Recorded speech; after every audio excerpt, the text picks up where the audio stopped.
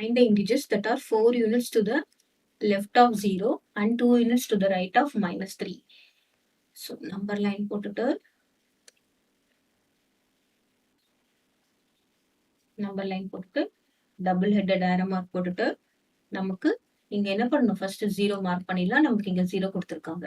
அப்போ இந்த பக்கம் என்ன வரும், 1 2 3 4 5 6ன்னு போயிட்டே இருக்கும். இந்த பக்கம் என்ன வரும், -1 -2 -3 -4 -5 -6 அப்படின்னு சொல்லிட்டு போயிட்டே இருக்கும். ஃபர்ஸ்ட் 4 units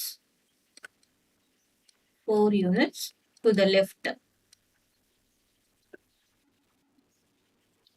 of 0 என்ன வரும் பாருங்க, 0ல இருந்து 4 units 1 2 3 4. அப்போ 0ல இருந்து இந்த பக்கம் 4 units ஜம்ப் ஆகுது. இப்போ நமக்கு என்ன ஆன்சர் வரும், what is answer here, it is -4. 4 units to the left of 0 is -4.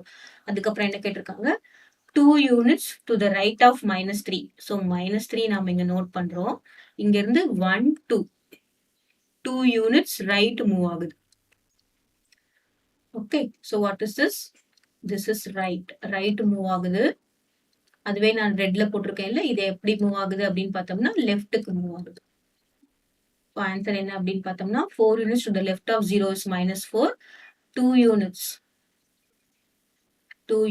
to the right of -3 என்ன வரும், -1. கிளியர்? ஸோ இந்த பாயிண்ட் நோட் பண்ணிக்கணும், -1. The points are -4 and -1.